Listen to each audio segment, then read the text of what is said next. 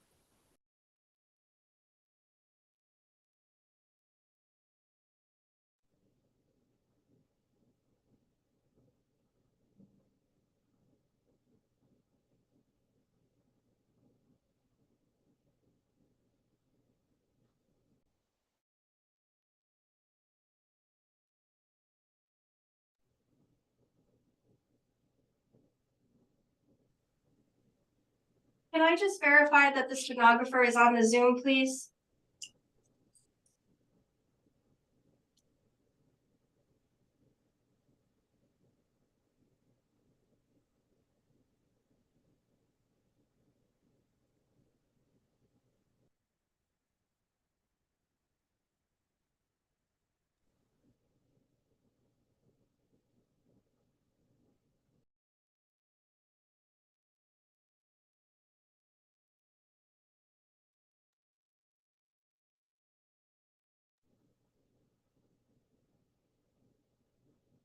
I, however, do not have anyone responding saying that they are the stenographer. How many people are on Zoom?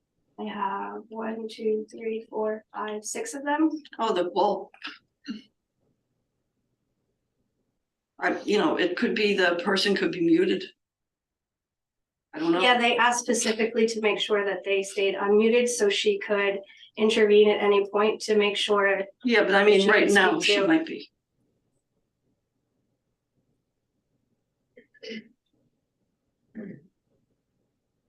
Can anybody hear me? Yes. Yes? I can hear you. Are you the stenographer? I am. It said that the host has blocked me, so Ooh. now I can hear you. Okay, perfect. All right, she's unmuted and all set. Great. Good to go? Are you good, Lisa? I am, thank you. All right, thank you. All right, we will call the November 27th, 2023 Zoning Board of Review of the Town of Richmond to order. Item B on our agenda is the approval of minutes from October 23rd, 2023. So everybody had an opportunity to review the minutes. I did. I didn't see any issues. Is there a motion to approve the minutes? I make a motion to approve the minutes of the. I'll second. Motion made in a second. All in favor, aye. Aye. All right, the minutes are approved. That brings us to item C, new business. C1 is the application of Matthew and Susan Squalante for a special use permit to intensify illegal non-conforming use at the Hillsdale Mobile Home Park, 465 Gardner Road, Site 44, designated as Lot 22 on Assessor's Plat 1E pursuant to Section 1848040 of the Richmond zoning ordinance. Mr. Fracassa. Good evening. Representing the Squalantes here tonight. And we have several witnesses to present just to go over the elements to obtain a special use permit.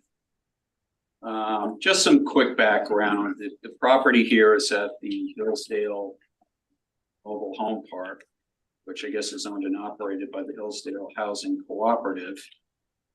This is the property at issue here is 44 Birch Drive, which is within the park.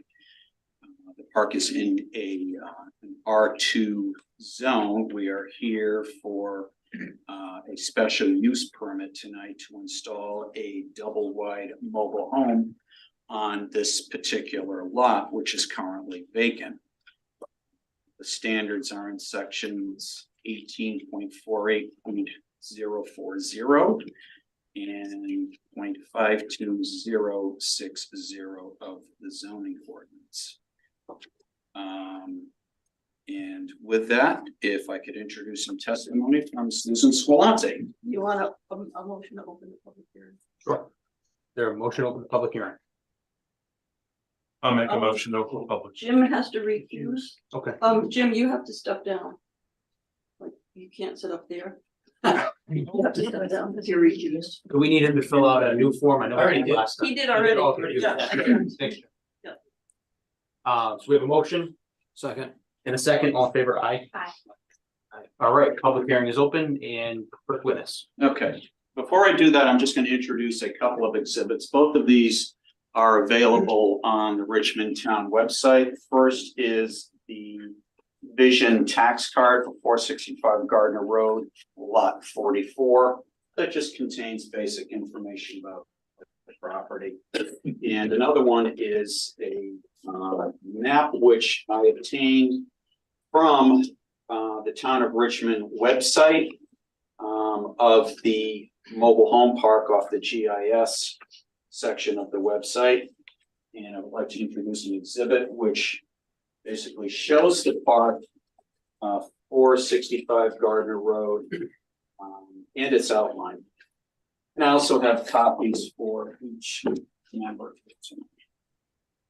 Do we need a motion to accept those into the record or? No, but Susan needs to mark them as exhibits and keep track of them. You can give them numbers or letters, whatever you want, just as long as you keep track of Might just them. right on the back. They always have the same number or letter that you just gave them.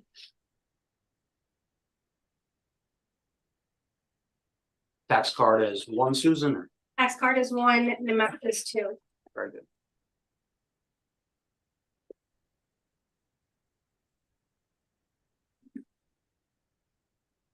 Susan Squalante, please. Be sworn in. Right up here. Karen, you want me to do it or? Oh, yeah, you can do it. Usually we have a stenographer do it. but Yeah, you can do it. it's a little clunky being wrong. Good evening. Do you swear to tell the truth, the whole truth, and nothing but the truth here this evening? Great. Go ahead, Mr. Picasso. Mrs. Squalante, where do you currently reside? In Charlestown at 30 Pasture Lane. And your husband is Matthew Squalante, is that correct? Yes, And you have applied to rent a mobile home space at the Hillsdale Mobile Home Park, is that what it's called? yes, Okay. And I'm going to show you a document. You recognize that? yes. Okay. And tell us what it is. This is our original membership application to the park. And that's signed by you and your husband? Yes, it is. All right. And that was signed on March 20th of this year. Is that correct? Correct. Yeah. True and accurate copy of the original document you signed? Yes. Yes. Applicants 3, please. Okay, I'm going to show you another document. And if you could just take a look at that and let me know what it is. This is the original pad occupancy agreement between my husband, myself, and the Hillsdale Mobile Home Park. Okay, if you take a look, just take a look through it, and particularly the last page.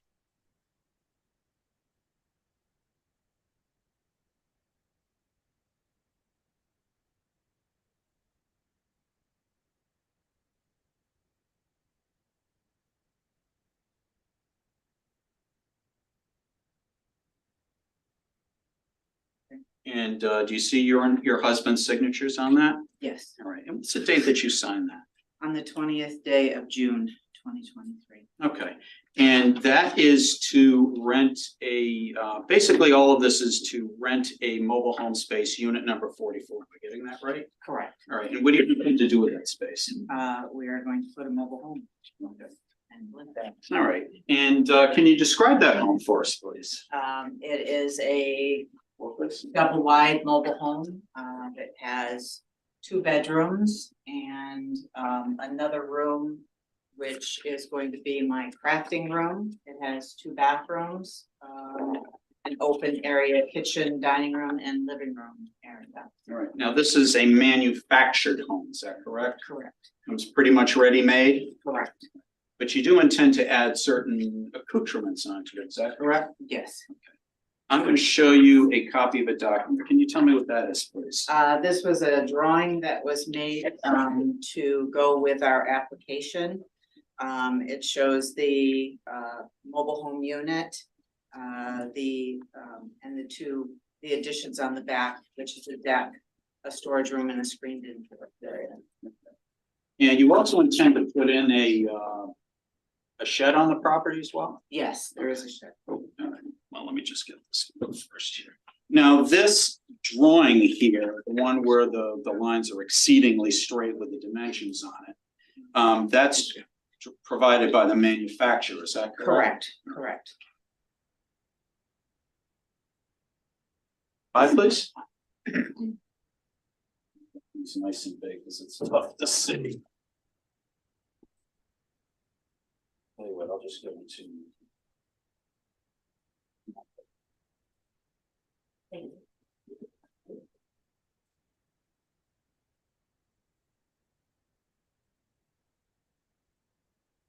Now, as far as the additions on here, you obtained a building permit for that, is that correct? Yes. And the town has granted that building permit? Yes. All right, and your contractor, you've lined up a contractor, correct? Yes. And who's your contractor? Mr. John Gordon, he's with Advance. I'm sorry, I can't hear you. Can you speak louder? Sure, Mr. John Gordon with Advanced Construction. Okay. Is that the building permit? Yes, it is. Okay. And just so I can not waste too much time running back and forth here. Fill us with that document. Yes. This was the alterations request so that when we initially put in an application, we also applied to have the additions on the rear part onto the mobile home. So the storage room, the open deck, and the screened-in porch. And that was signed on March 20th of this year. The same date, the 3/20/2023, 3/20? yes. And you applied to the mobile home park to do this, is that Correct. Right, and they Right. approved this, correct? Yes, they did, And this is the building permit to make these improvements here, am I getting that right? correct. Next exhibit would be the building permit, and then after that would be the application. Yes.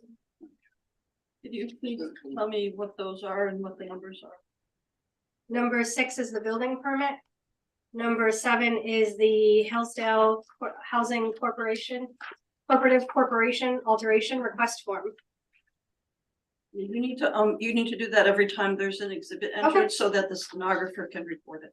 Okay, do you want me to go back through all of them then? No, Just you don't as we have to, move forward. but Okay. yeah, from now on, you should do that. Okay. Now, Mrs. Squillanti, you've contracted with Coventry Survey Company to design a new septic system for this property, is that correct? Hillsdale. Mobile home. Yes. Oh, Hillsdale did that. Okay. And the capacity of that septic system is for a 2-bedroom structure, is that correct? Correct. Now, the design which we just put forth up there, the Tuscaloosa model there, that's a 3-bedroom structure, is that right? It was never intended to be 3 bedrooms, and our contractor with the original discussion was that he was going to remove that closet because it's going to be a crafting room and don't need a closet in there. Okay, so the structure itself, even though originally designed as 3-bedroom, is going to be modified, so it's only going to be a 2-bedroom. Am I getting that right? Correct. All right. So the number of actual bedrooms in this structure is going to be equal to the capacity of the septic system which you're going to install. Is that right? Correct. Okay.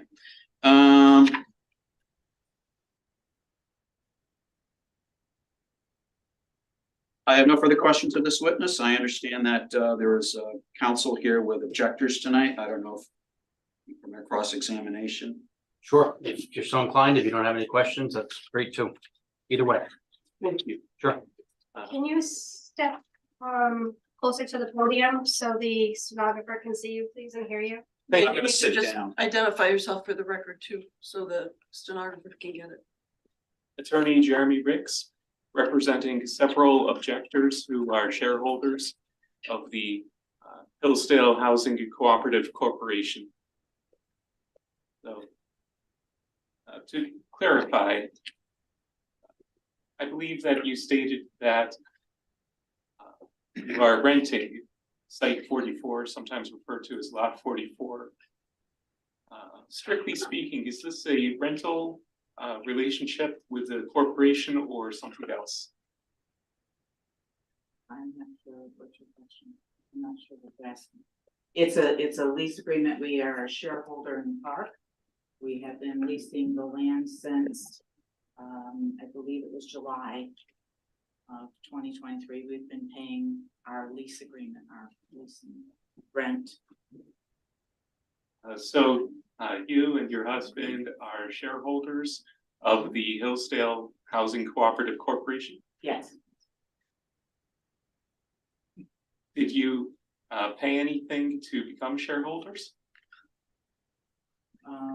Other than our rent? No.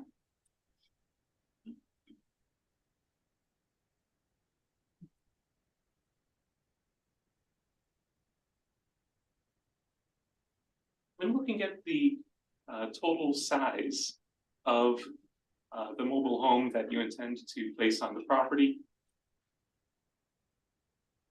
does the fact that the third room previously designated as a bedroom is now designated for a different purpose and is not going to have a closet, does that affect the total square feet of the mobile home? Again, I'm not sure what you're asking. Did the mobile home shrink as a result of you not Oh, having a third bedroom? please. Okay, so it's the same size, same square footage. Yes. And the total amount of space of the mobile home and the other structure on the property intended to be placed on the property, being a shed, do you know whether the total coverage from those buildings is greater than or less than 10% of the total area of that site or lot 44? I don't know the math on it. I'm sorry, I can't hear you. Somebody has it. Sue, can you? I'm sorry, I don't know, I don't have all the figures in front of me. I'm sure it's all been written out and again, I'm not quite sure I understand your question. Basically, when looking at the total amount of ground coverage that would be covered by structures that have a roof, including the mobile home, the shed. Comparing that total square footage to the total square footage of Site 44, sometimes called Lot 44. Would that total square footage as covered by buildings or structures with roofs be greater than or less than 10% of the total site? No further questions. Thank you. Next witness. Sam Sorsa, please. Sure. Good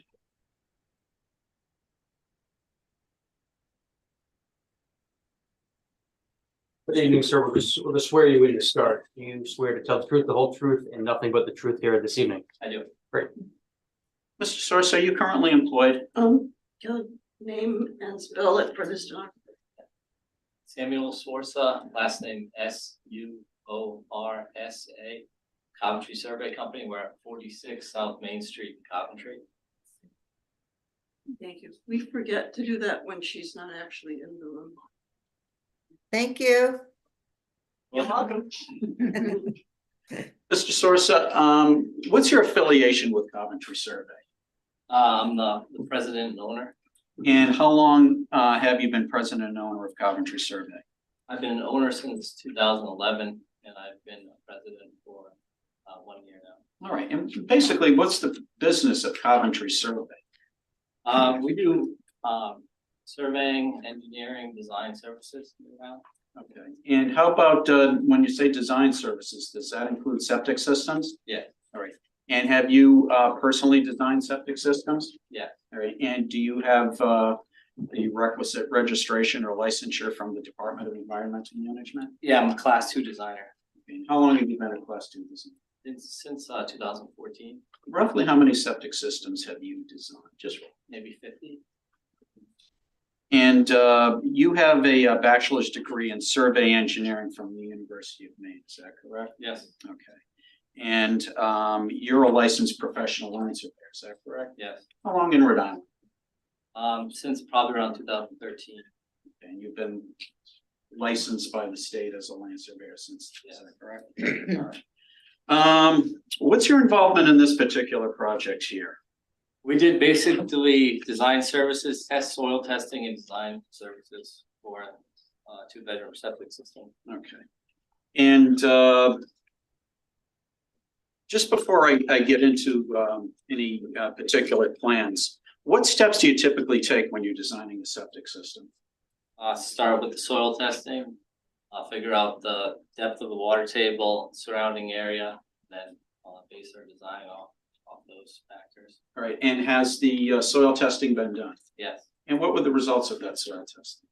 We did 2 soil evaluation test holes, and we got 48-inch water tables, and we had some ledge in the area, so we had to do 3 additional ledge test holes, and the highest point of ledge was about 60 inches from the surface. I'm sorry, And repeat those- that. Excuse me, how many inches? 60, 60, thank you. 5 feet. And what's the significance of those findings with regard to the test holes? They all pass the state regulations, and it's gonna be conventional leach field that will get pumped to from the septic tank. No variances from DEM required, is that correct? Yeah. Okay. Now, you also designed a septic system for this particular property, is that correct? Yeah. I'm going to show you if I can get it out. Can you tell us what that is, please? This is our septic design. Okay. And that's for a 2-bedroom septic system for this particular structure, is that correct? Yes. Okay. And has an application been submitted to DEM yet? Not yet. It's ready to go. Okay. Now, as far as this, The application for this testing has been submitted, but not the design. okay, so the application for the the soil test, you submit that to DEM and DEM concurs or does Yeah. not concur, is that correct? Yes, Did DEM concur? yes, And the significance of the concurrence means that they basically agree with your findings, is that right? 8, please.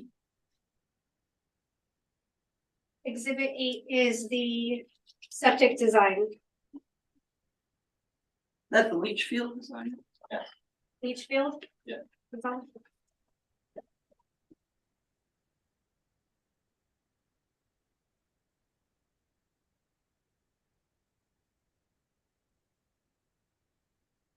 Now, even though DEM has yet to approve this, do you have an opinion based on a reasonable degree of professional certainty as to whether or not this particular design for this property will operate to the standards required by the Department of Environment? yeah, it means all of their. So you expect this thing to be passed by, approved by DEM, is that Yes. correct? And this is a 2-bedroom septic system, is that correct? Yes, And when we say 2-bedroom, that's the capacity of the septic system. yeah, the is that total flow. It's too bad. right? Okay. Now, do you have an opinion as to whether or not this particular septic system, which you designed, will adequately treat and dispose of effluent to the standards required by DEM? Yes, Okay, it will? yes, Okay. And do you have an opinion? Again, all of these are to a reasonable degree of professional certainty. Whether the installation and use of this system will generate noise, odor, or any other harmful effect on neighboring properties or other mobile home sites or owners? No. It will not. Okay. And do you have an opinion as to whether or not the use of this particular septic system will have any effect on the local environment or even the town environment? It will have no effect at all, is that correct? Yep. Okay.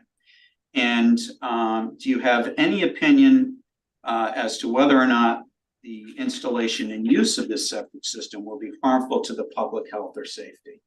I don't think it will. It will not. Okay. Nothing further. Would you like to retroactively qualify your witness as an expert? Yes, I would. That's what I thought. So here's what happens, guys. Regular witnesses are not allowed to give an opinion, because we don't care what their opinion is, because they're not experts. Experts are allowed to give opinions on their particular area of expertise. When Kelly started his examination of the witness, he asked him questions about his education and his experience and background. So the issue is, on the basis of that testimony, do you agree that he should be qualified as an expert witness in the field of septic system design? And if you do, one of you needs to make a motion to that effect. I'll make that motion to qualify the witness as an expert. Is there a second? I'll second. All in favor? Aye. Aye. Aye. You're welcome. Thank you. No further questions. Is there any cross of this witness? If I may, thank Sure. you.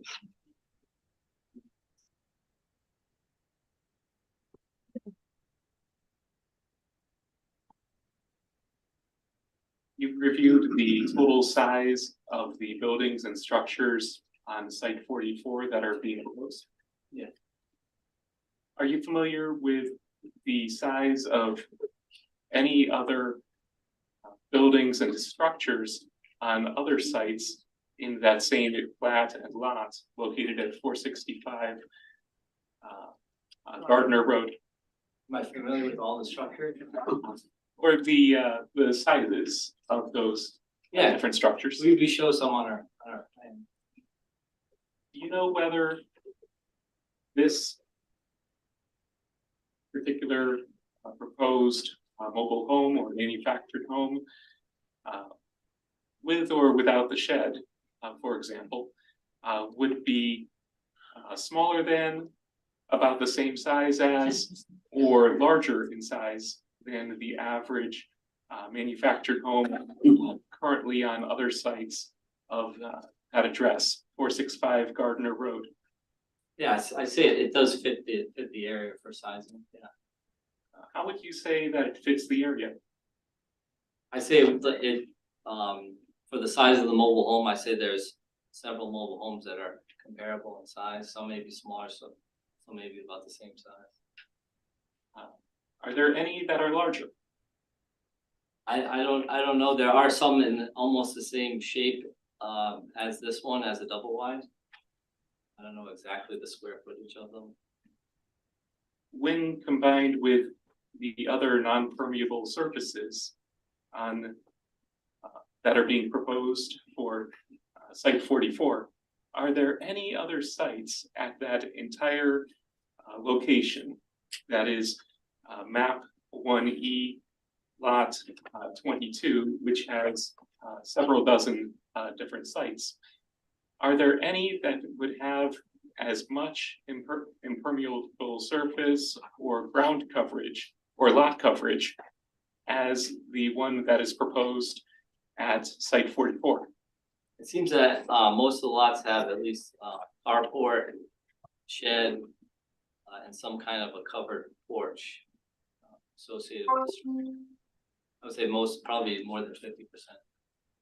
Are you saying that 50% of the sites at 465 Gardner Road have as much impermeable surface or lot coverage as the one being proposed at site 44? Yeah, I say this is similar to most of them, yeah.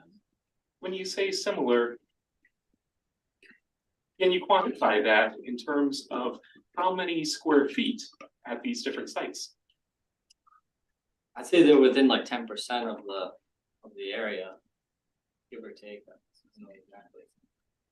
When you say within 10%, are you saying that the proposal for lot 44 is no less than 10% greater than the lot coverage of all of the other sites?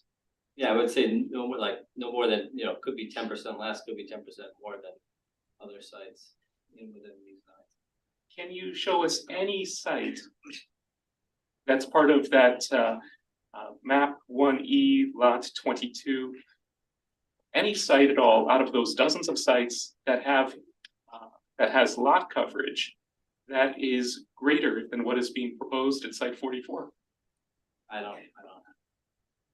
I would suggest that if you were to review all of the other sites, you would find that site 44 is being proposed to have greater lot coverage, a greater percent, than any other site that is currently existing.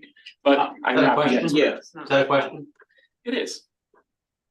It's not, but if you could put it in the form of a question, I'd appreciate it.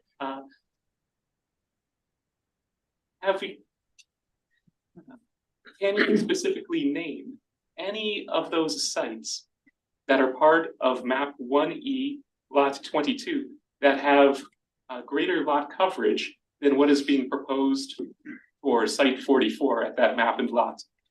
Yeah. I haven't done those calculations. That's all. Thank you.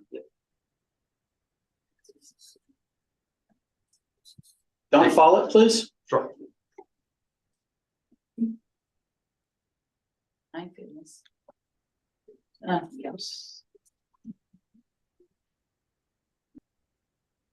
Good evening, sir. What was your name? Donald Follett, Follett. And Mr. Follett, do you swear to tell the truth, the whole truth, and nothing but the truth here this evening? Yes, I do. Thank you. Mr. Follett, where do you reside? I reside in Hillsdale Housing, lot number 116, And how long have you resided there? 4 years. And are you affiliated with the Hillsdale Housing Cooperative in any way? I'm the vice president, And how long have you been the vice president? a little over a year. Okay. And vice president of what specifically? The cooperative? Board of directors. And what are the duties generally of the board of directors? Of the management of the facility. Okay. And you're certainly familiar with the number of, housings, or rather, mobile home spaces in the park, is that correct? I believe we have 105 spots. And, you're familiar with the location of, this particular lot, is that correct? Yes, Number 44? Okay, and, how far away from that is that from the public road? If you could just estimate. um. 500-600 yards. 500 to 600 yards, okay. Now, as far as, we're getting to I'm gonna show you a document. Have you seen that before? Put on my glasses.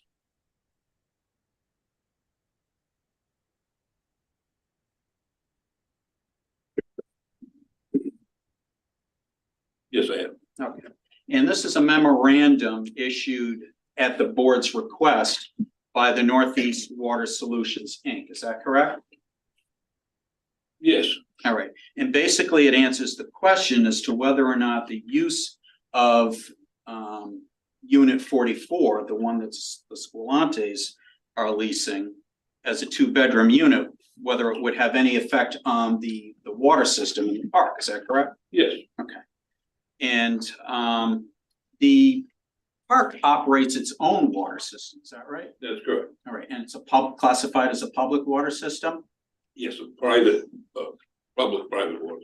Okay, and I'm just gonna take a look at the, I'll introduce it in a minute, but just for, just to get the gist of it here.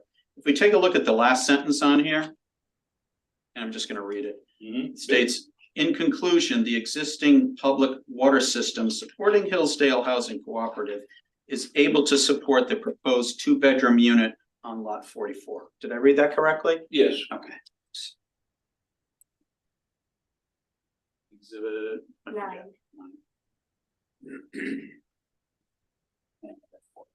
So exhibit 9 is a memo from Northeast Water Solutions Incorporated. Now, Mr. Follett, correct me if I'm wrong, but the park itself, 465 Gardner Road, is actually one big lot, isn't it? well, it's actually, 465 is one side of the park. Okay. Gardner Road splits the facility in half. And one side of the park is at 464 Gardner, is that correct? Yes, Okay, and that's on the other side of the street? yes, Okay. 465 Gardner and all of the mobile home sites on there, those constitute basically one big lot. Am I getting that right? Yeah. Okay, so unit number 44 is part of a larger lot. Is that correct? yes, The mobile home space, which the Squilantes are renting, is not itself a lot of record. Is that correct? I don't believe so. Traffic in the park, is that regulated by the board? In what means? No, just, you have a road system in the park, is that correct? We have a road system, yes. And, does it regulate the number of cars that any particular occupant can have? Yes, And, there's speed limits? they're unposted, 15 miles an hour. And, as far as, trash storage and pickup, how is that done? Trash is delivered to the trash, we have in a public area that the occupants can deliver their trash to go into the container. And that's governed by the rules and regulations of the park, am I getting that right? Yes, Okay.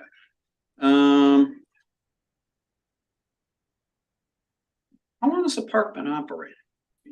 it was incorporated in 1994. 1994. Now you've got 105 spaces there. How many of those are actually occupied with a mobile home? If you know, just roughly. Right off the top of my head, I don't know how many we have, how many spaces we don't have right now. I know 44 is one of them. But as far as unoccupied spaces, I mean, there's unoccupied acreage that we haven't developed yet. okay. But you've got 105 mobile home spaces, correct? Yes, You have 104 mobile homes in the park that are being occupied? If you know. In that neighborhood somewhere, so I can't swear to it, I'm not. Well, it's not something that sits in front of me every day. It's well over 90% of the spaces are occupied. Yes. Okay. Nothing further. Ross? Thank you.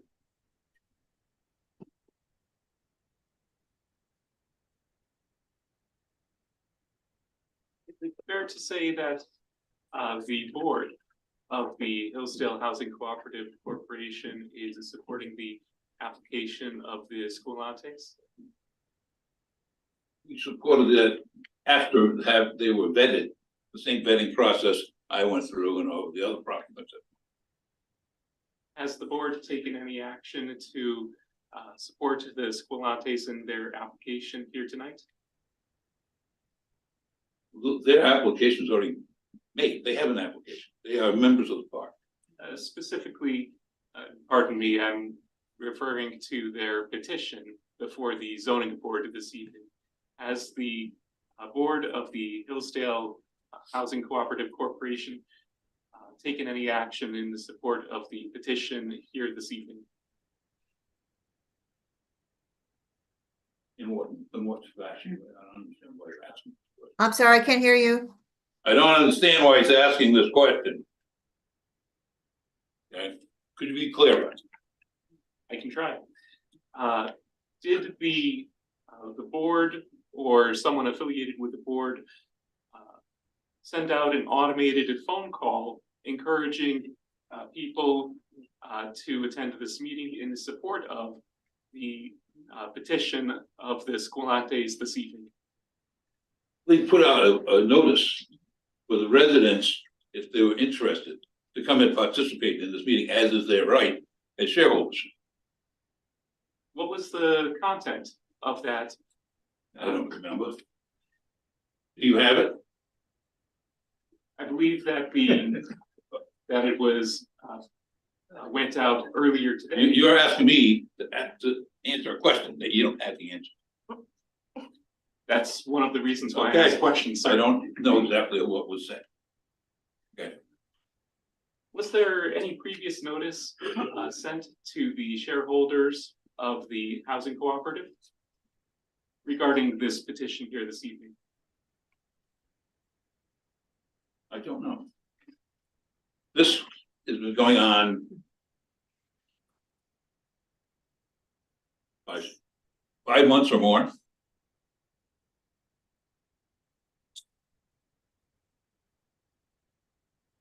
You know, on average, what is the lot coverage of the different sites at the map 1E lot 22 side, the 465 Gardner Road side of Hillsdale, as a percentage? You want to know how many square feet of coverage of the structures relative to the lot, to the other homes? Very vague question. You find defining it a little bit wrong. Well, really, I'm not trying to ask a vague question, but rather a mathematical question of if you were to take all of the square footage of all of the different buildings and structures and impermeable surface and the like, and add it all up, and then compare that to the total amount of square footage across that entire piece of land that is map 1E lot 22, commonly known as 465 Gardner Road. What would that ratio be, that percentage? We have homes within Hillsdale that have 3 and 4 sheds. We have homes that are double wides with sunrooms and extensions on those, and additions all over. For me to tell you that I knew exactly how many square feet each one of those homes were and how it regards to what you're asking, I'm not capable of doing it. I don't have that number in front of me. So you would not know whether that total lot coverage for map 1E lot 22 would be greater than 10%, equal to 10% or less than 10%. Folks, Mr. Follett, either you know or don't know. If you know, tell us. If I you don't know. It's okay to I say. don't know, the question is very, I understand. you know what I'm saying? In other words, it used to be, if you had a lot, a house lot, it was so many thousand square feet.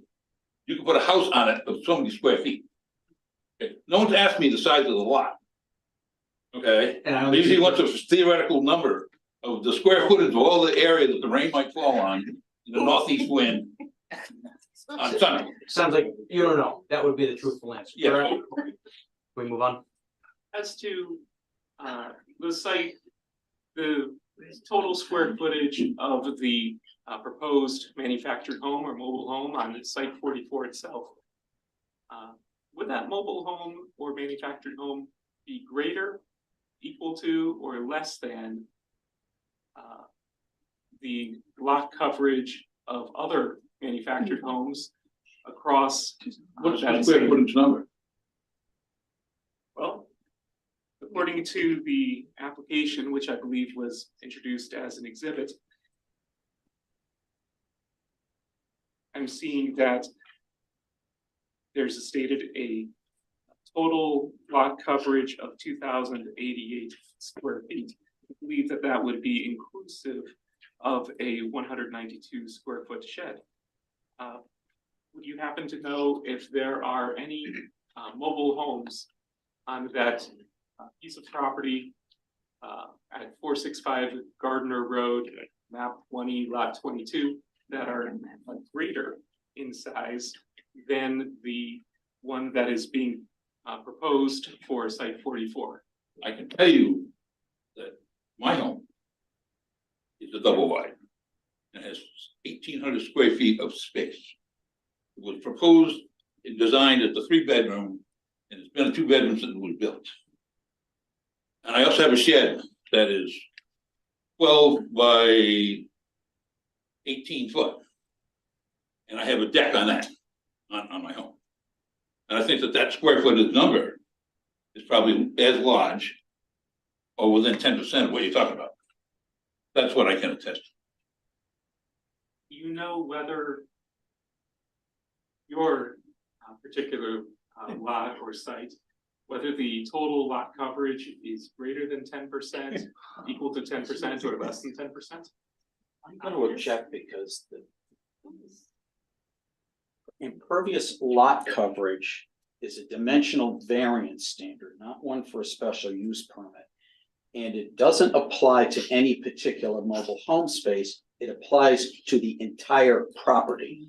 So I think I know what council's getting at. I think I know what Mr. Fracasse's response is gonna be. Karen, what say you? I think he's saying that the line of questioning is irrelevant. Right. The last question was about Mr. Follett's particular lot, which normally would be irrelevant. But Mr. Follett, in his prior response, used his lot as a frame of reference to the subject lot. So I don't have a problem with the current question, but as far as, and not to put you on the spot, Karen, sorry, but That's okay. I do that Everybody else sometimes. does. That's my job. okay, at least I apologize when I do.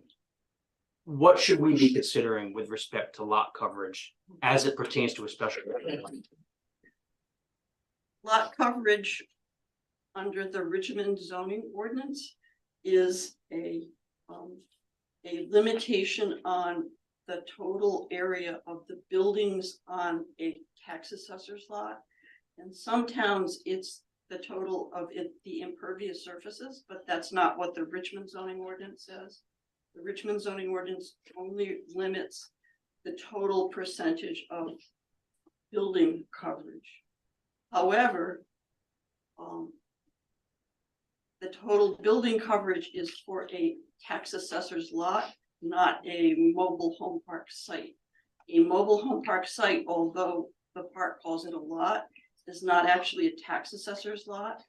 It's a small piece of a much larger lot, as I think Mr. Follett testified. So to Mr. Fracasse's And objection, Mr. Fracassa also said that the amount of lot coverage is irrelevant to a application for a special use permit to intensify a legal non-conforming use.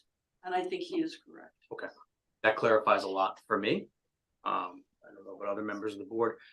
But that little detour we just took made me forget exactly what the question was. So if we could pick up where we left off, now that I've thrown a monkey wrench in everybody's operation here, you could proceed, Council. As to map 1E lot 22, commonly known as 465 Gardner Road. You know, if the total lot coverage, when it comes to just buildings and structures, when you add up all of the, No. I don't have that number. you don't. I don't have any reason to have it. You keep asking me, well, do I have this number? I don't have it. And I have no reason to have it. And to clarify, the number that you don't have would be the percent of lot coverage for that map and lot at 465 Gardner Road, correct? Yes. Okay. I believe one last question.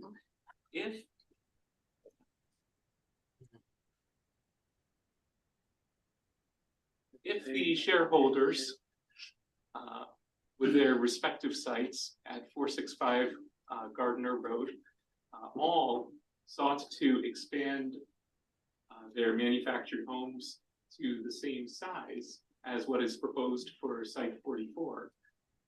Do you believe that that would have any impact on the use and enjoyment of the park for the people living there? No.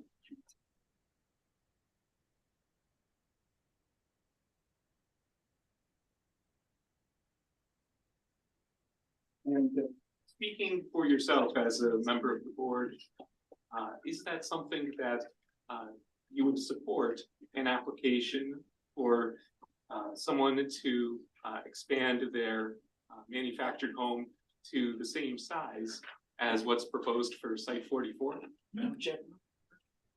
Providing that they file for a building permit, fill all the paperwork out for use, and if you want to make a modification, and those paperwork is submitted to the board for inspection.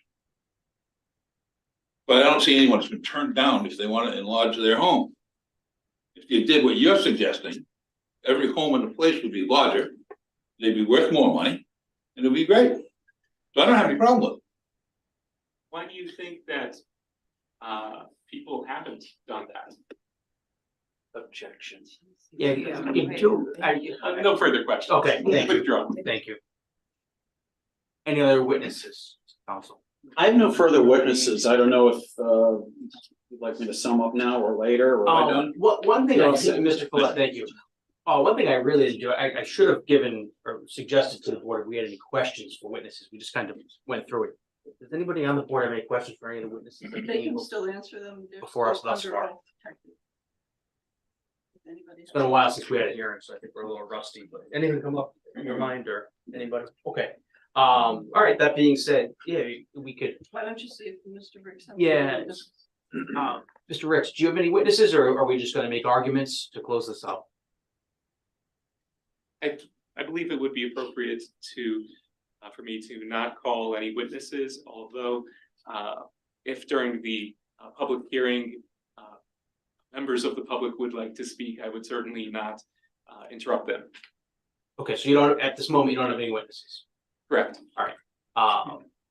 Mr. Fracassa, if Before he sums up, I think you need to. close the public hearing. No, you need to ask if there's anyone would like to speak in favor or against Okay. the application.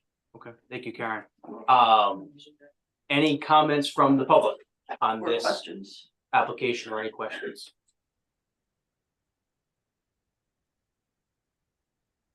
Seeing none? Possibly? Seeing none?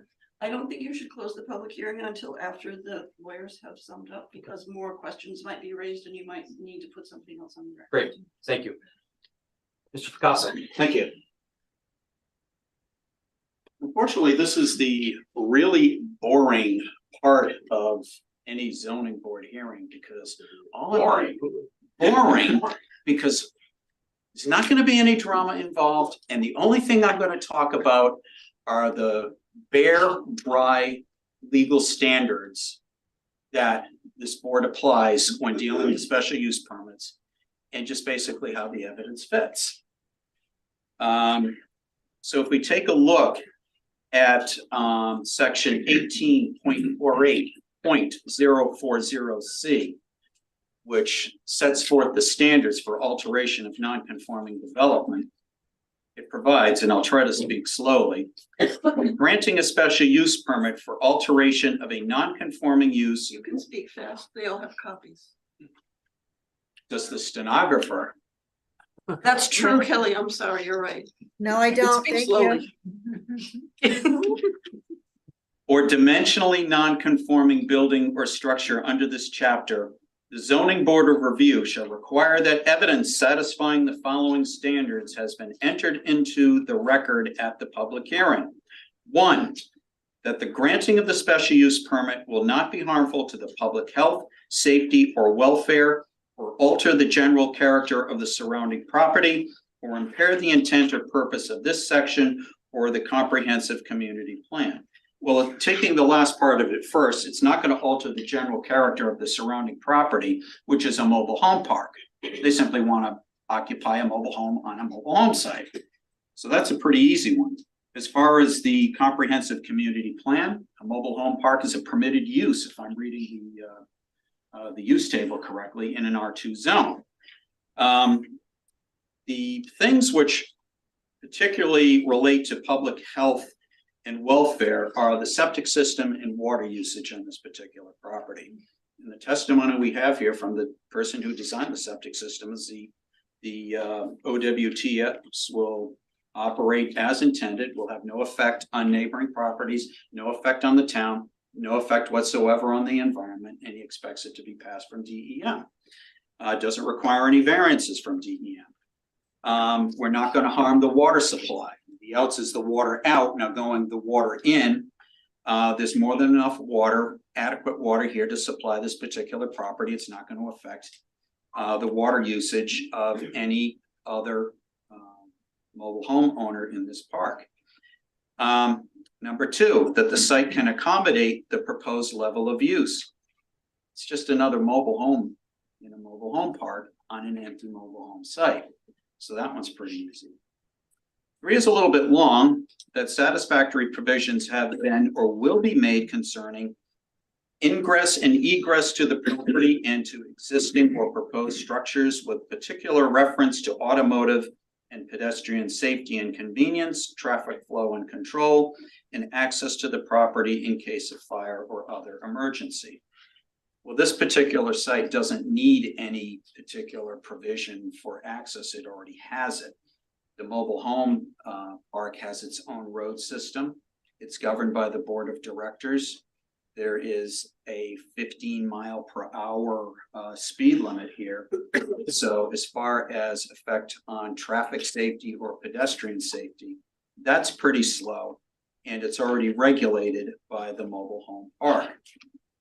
The adequacy and location of off-street parking and loading areas, trash or garbage storage areas, sanitary facilities and utilities, with particular attention to the impact of noise, glare, or odor on surrounding property.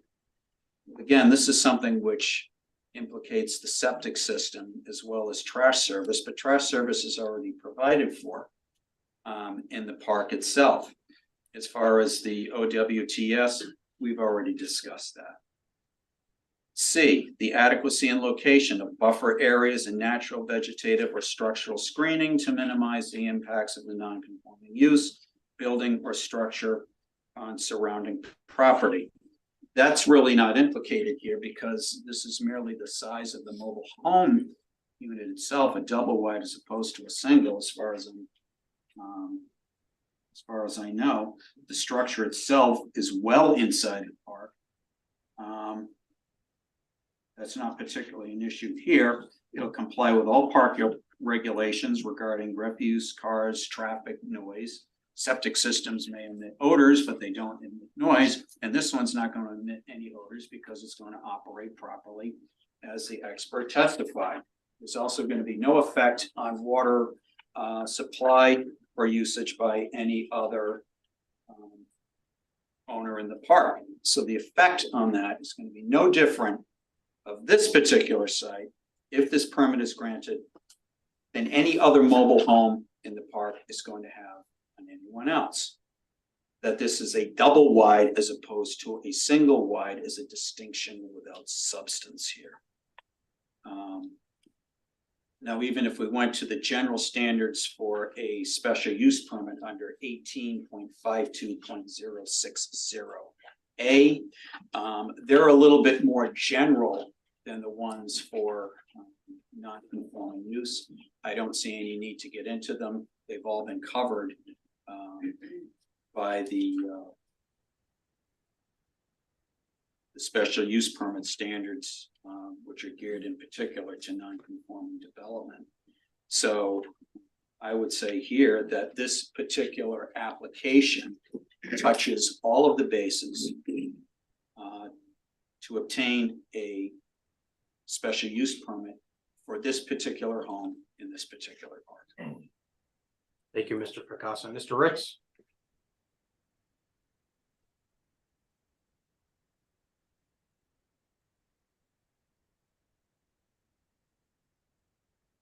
Thank you for this opportunity to speak.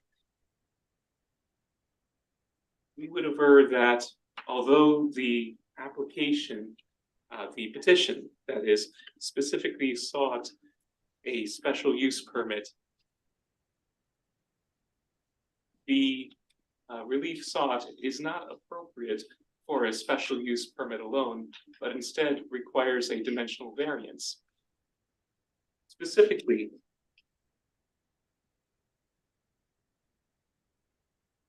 looking at the second page of the application, that is the petition dated August 29, 2023, there was nothing filled out or completed as to the total lot coverage or otherwise regarding the setbacks or any part of any request for a dimensional variance. Here, we know that from simple math, the total building coverage would be approximately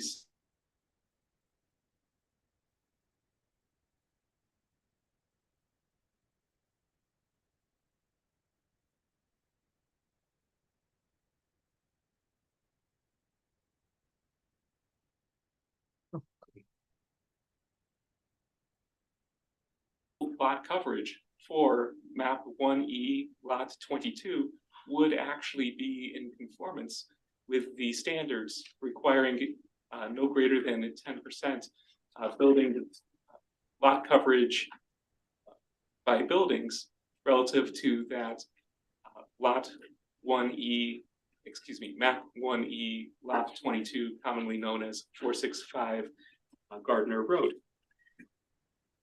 We would also say that this would even have an impact on a special use permit in that it would negatively impact or negatively affect those other persons who are shareholders who of sites on that same lot of record.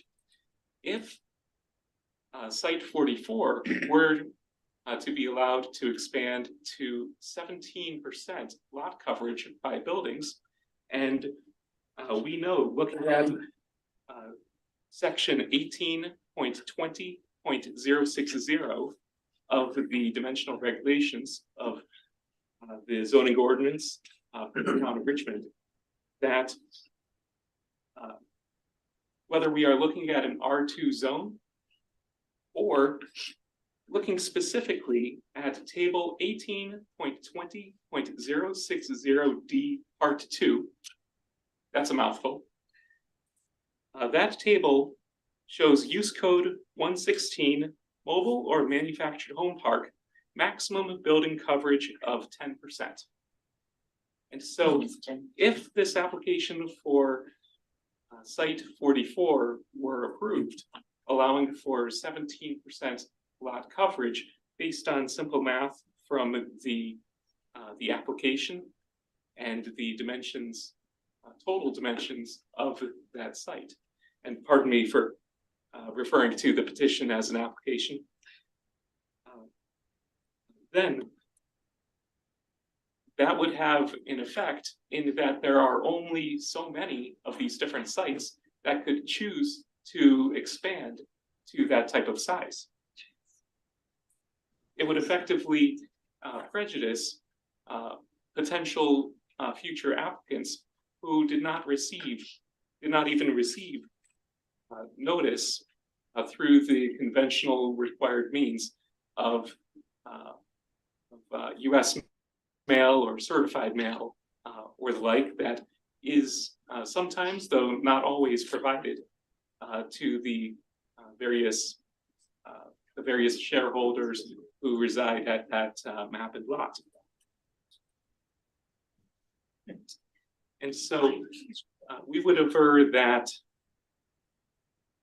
because the petitioner has failed to meet their burden of proof, showing the total lot coverage, and that this petition would comply with the total lot coverage for map 1E, lot 22, and that this expansion of the use of site 44 in particular would not cause that map and lot to exceed the total lot coverage.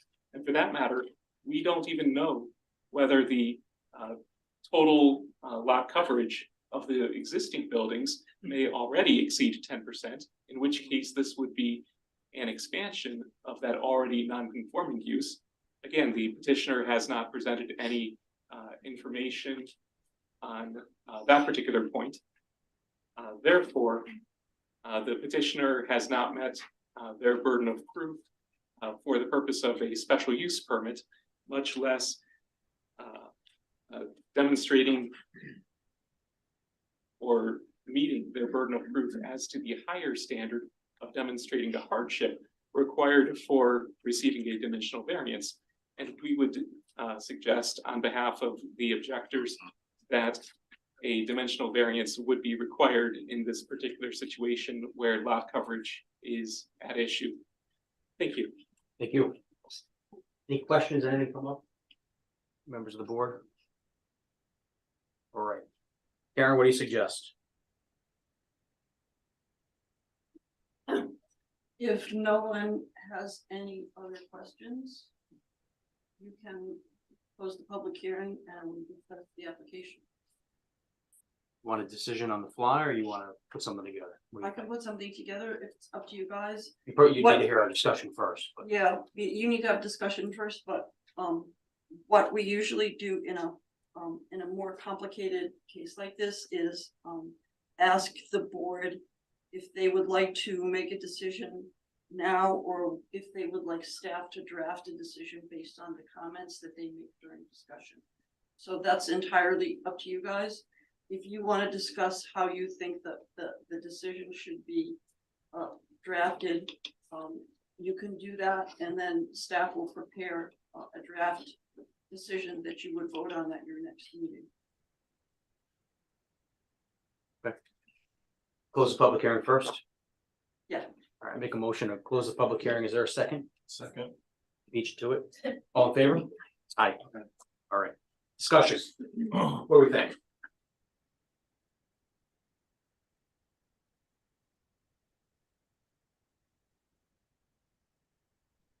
So, a lot of testimony, or not the worst we've seen, but a fair amount of testimony.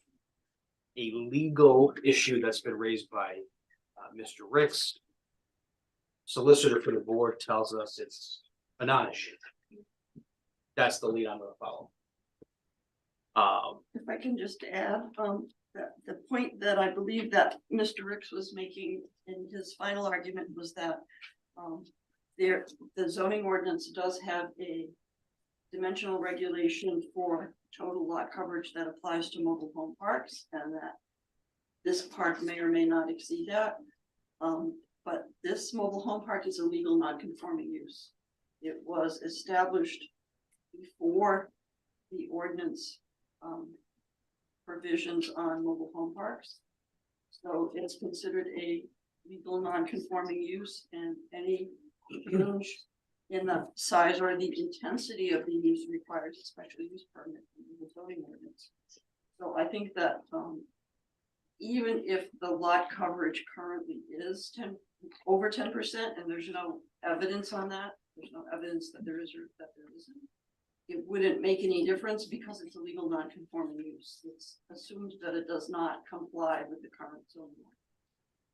It's a piece of a larger puzzle. Yeah, It the is reason that- that you need a special use permit to make any kind of alterations to any of the home sites at the park is that the park itself is a legal non-conforming use, not the individual mobile homes or manufactured homes. And those built after 1976 are considered manufactured homes. But not any one of the individual ones, but the whole use itself is legal non-conforming. So when you make an alteration to any part of that legal non-conforming use, a special use permit is required.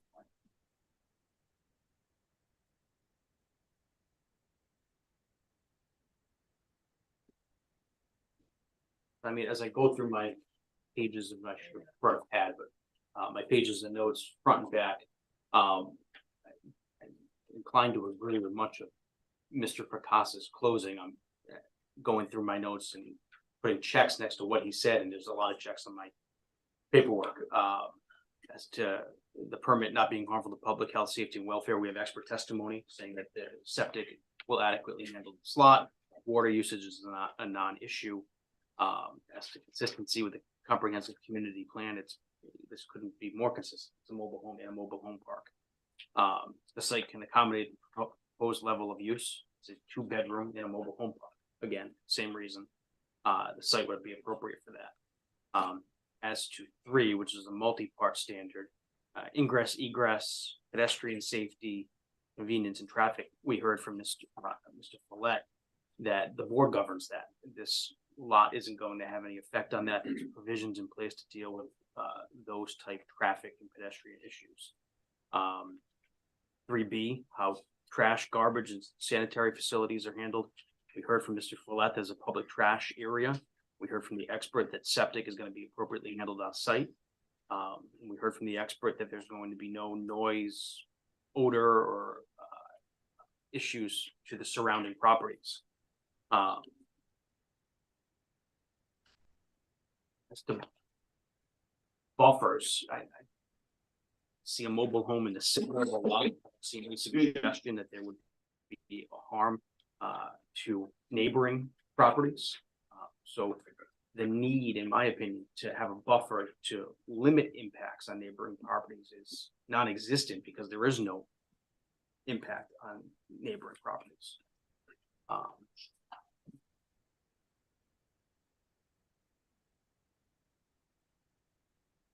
I appreciated the commentary that one of the bedrooms is going to be in short decommissioned because that would have been an issue that was recognized by the applicant. They took that head on. For those reasons, I personally, without hearing from other members of the board so far, would be inclined to grant the special use permit. And I would prefer that it go through staff so that we cross our T's and dot our I's on it. I agree. Anything I miss? Come on, Sean, give me something. So if this goes through because it's non-conforming use, does that mean that there's no setbacks? Correct. No setbacks for any property, any lot Correct. on the whole? Because they're not individual lots. They're just sites.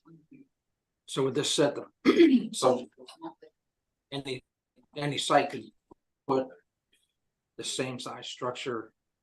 I think it's up to the board. I think that's self-regulating. And I think that's what Mr. Follett testified, that the board, anytime any of the residents wants to make any kind of alteration to their home. They have to go to the board and get permission, and then they have to come here and get a special use permit. And I think it's up to the board to take a look at the application that they want to file and say, yeah, you can do that, no, you can't. So the board- That's, I think that's, I don't want Right. to say that that's what he said, because it's up to you guys to decide if that's what you heard in the testimony. But I think that's what I heard. But to the question, if the proposal was say on, right on, the property line, the smaller lot line. And we saw an issue with that, we may not grant a special use permit because one neighbor is on top of the other. Is that what you're getting to? Yeah. Well, it sounds like the setbacks are gonna be null and void because it's a non-conforming Well, use. there are no setbacks. There are no setbacks, There are so no setbacks. someone could put a.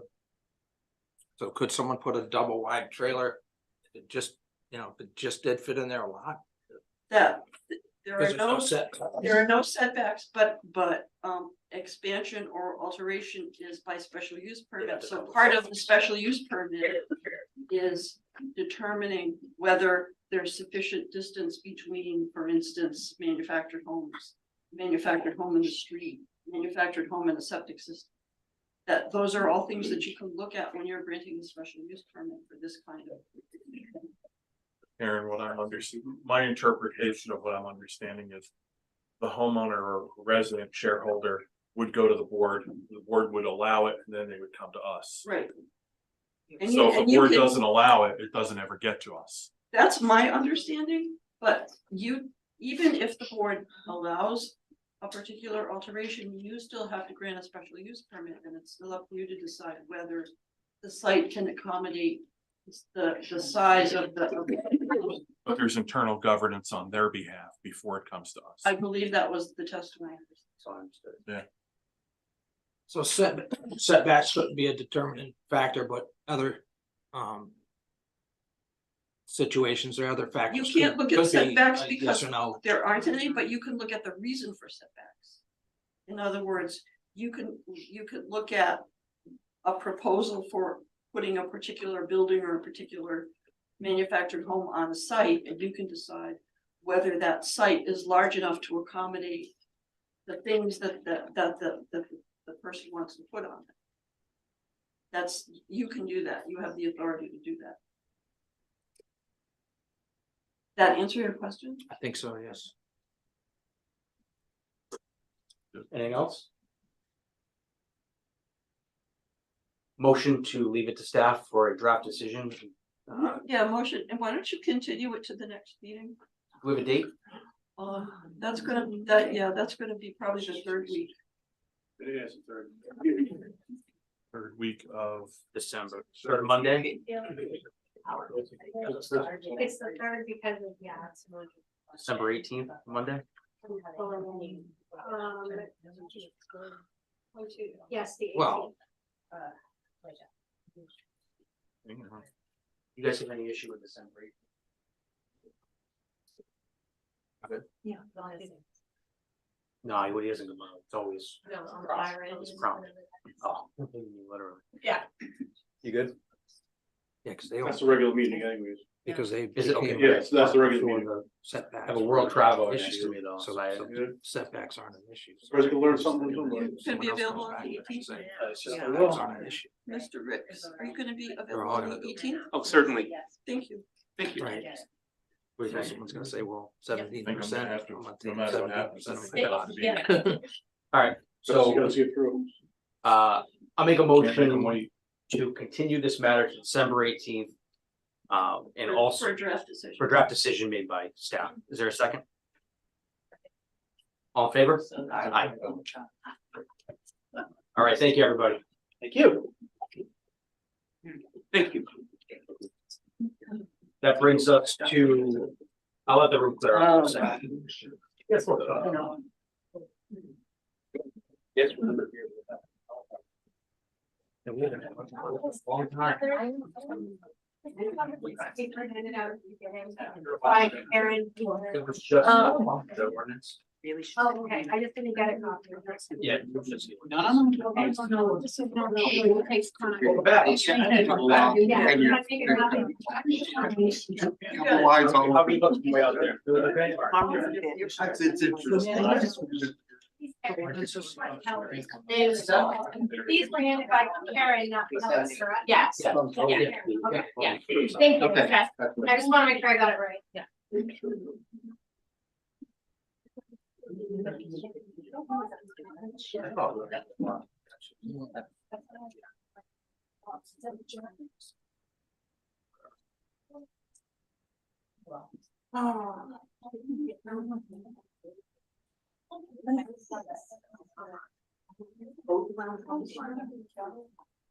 Mr. Beer can.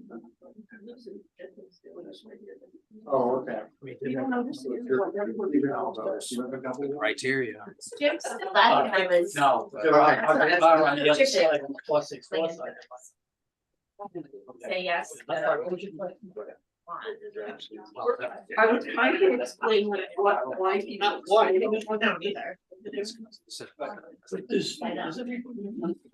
There was a trailer there. In fact, I don't know if you remember, I got the taxes abated off that, back, I do, yeah, I do remember. yeah. And then we took the trailer down, and this is replacing.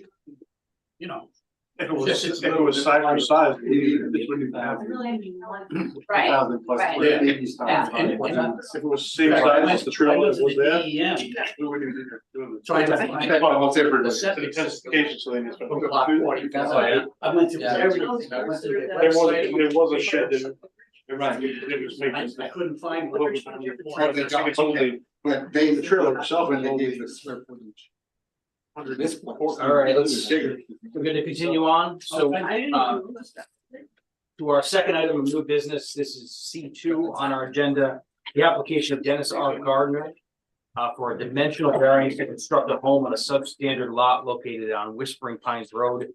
Designated lots 1-55 and 1-56 on Assessor's Plat 6C pursuant to section 1820-10 of the Richmond zoning ordinance. Good evening. Good evening, Mr. Chairman, members of the board. My name is Jeff Caffrey. I'm an attorney with the law firm of Resnick and Caffrey, located in Warwick, Rhode Island. I'm here on behalf of the applicant, Dennis Gardner, who's with me this evening. As you indicated before you this evening is a dimensional variance to build a house on a pre-existing substandard lot of record.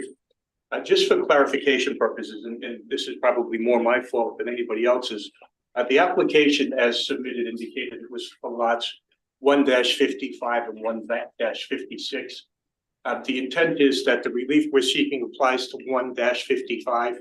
However, if the board deems our petition acceptable, then we had agreed that we would go ahead and merge 155 and 156 into one lot.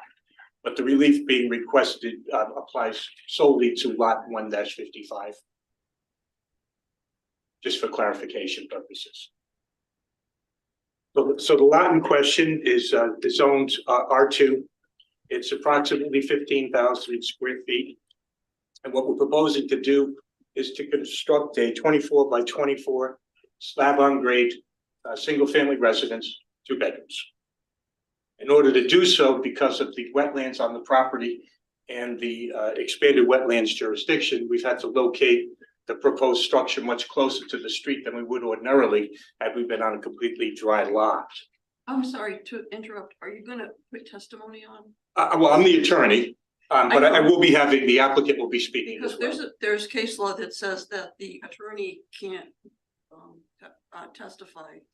I think I'm still making more of the introductory Okay. comments, but certainly, Just making yes, sure. thank you. So the relief that we're seeking is that we're going to be seeking 21 feet of relief from the frontage and approximately 2.5 feet from the left setback as well. And again, primarily because of the presence of the wetlands. I have with me the applicant, Dennis Gardner, who I'd like to have say a few words if you'd like. Certainly will. Great. Just swear him in. Sure, Mr. Garner, Yes, up to the podium, please. yes. And I'll just swear you in, sir. Do you Okay. swear to tell the truth, the whole truth, and nothing but the truth? I do. I believe you. Go ahead. So, Mr. Gardner, could you explain for the benefit of the board, how long you've owned this property for? Well, my dad has owned the property. This is property that was left to me. My dad bought it from Carlton Smith, I think around 62. So it's been in the family the whole time. What actually happened was in 2015. My mom and dad passed away. And my dad was a developer. The lots that weren't the best or easiest to do, that was left to me. And I probably got, I'm pretty sure I can back it up too. Probably got $16,000 in these two lots in engineering and crap. And it just goes on. That's okay. So for purposes of clarification, your father actually was the developer. Yes, he of this was. I entire plat. had nothing to do with it, nor did my brother. Yeah, and in the course of your ownership of the property, have you explored various options for developing the property? Yes, I have. And you've met with engineers, Yes, surveyors, you've had biologists and Yes. wetlands experts out there? many times, sometimes 2 times to count the trees. And as a result of your meetings with the surveyors and the wetlands people, the proposal before the board this evening is about the only option that was presented. Yes. That would be This suitable. was a state option. It was not an option that came to me from any engineer. They told me, this is what you can do with that. And this is all you can do with it. That was DEM. Yes. You know, for purposes of clarification, this was a pre-existing lot of record from a 1963 plat. And if you look at the copy, the assessor's map that was submitted with the filings, the majority of the lots in the area are compatible in size, because again, it's a pre-existing lot of record. These are the last couple of remaining lots on the development, which have not been previously developed. So as a result, Yes. we're seeking the relief before the board this evening, and Yes. that's pretty much all the testimony that we have. So we're happy to answer any questions that you may I have. think you need to put on some testimony about specifically what conditions on the lot are requiring the dimensional variances. I'm not clear on it. Okay, so I thought Mr. Gardner addressed that, but we'll back up a Yes. little bit. So when the engineers went out there, when the wetlands biologists went out there, Yes. did they find the presence of wetlands? Yes, they did. And as a result of the wetlands, did they determine That- where on the property you would have to locate the Exactly. residence? That's what caused the setback. And that was what exactly caused the size of the house that could be done. So as a result of the setbacks as imposed by DEM and as recently expanded upon, the only available building envelope is the building envelope that's before the board this evening. Exactly. And it was just wetlands, that's it. No more other limiting factors, it was wetlands. Yes, just Okay.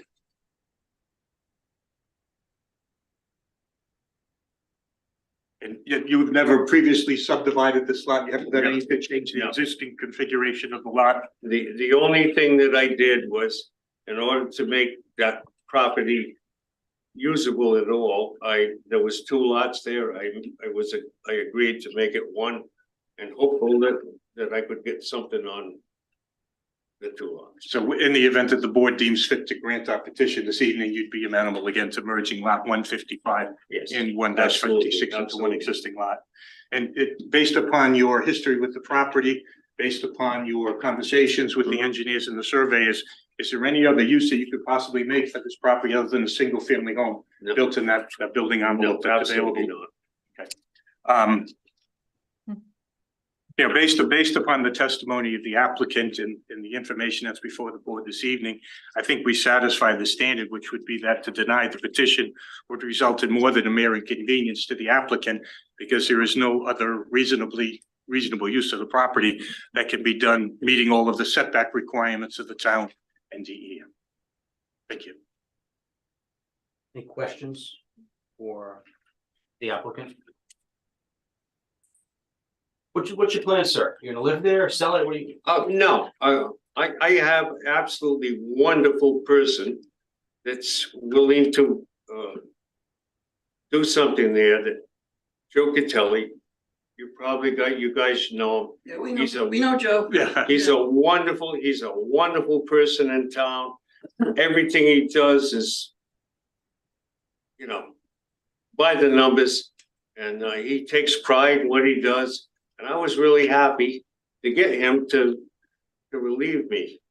I sold other property to him on 138 and so forth, and I live in that neighborhood.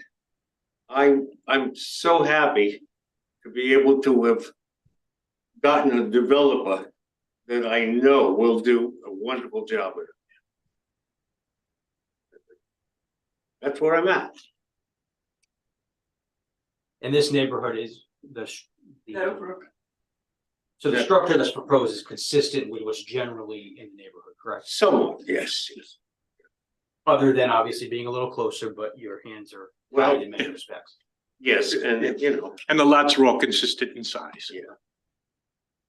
basically, at that time, in that time period in the sixties, they were half-acre lots. Any other questions? I'll give you guys a hint. This is a really easy one. She never says that. That could be good or bad, though, yeah. You're right. These are, this is the Meadowbrook subdivision of 138, and they're all legal non-conforming lots. It was platted in the 1960s before Richmond had a zoning ordinance. In fact, the houses in there are so old that when the town extended the water line up the street, we decided to see if the people in Meadowbrook wanted us to And we extend the did. water line down there, and they did, Yeah. because their septic systems were also old, Mm. that they were failing and they were leaking into their wells, so they wanted to have. That happened to be a product of state supervision, because at that time they decided, I just. throw You were gonna ask that your in. question, you got cut off. Go ahead.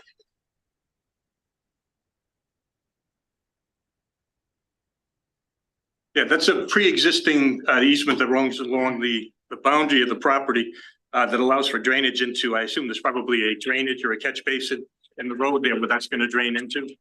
But that's already in existence. Right. I beg your pardon? Whose easement is that? I believe it's to the people that would be to the existing house at 6 Whispering Pines Road. Edwards, Yeah. right? Edwards. Yeah, thank you. Yeah. DEM take that into consideration? They take everything into consideration, yes.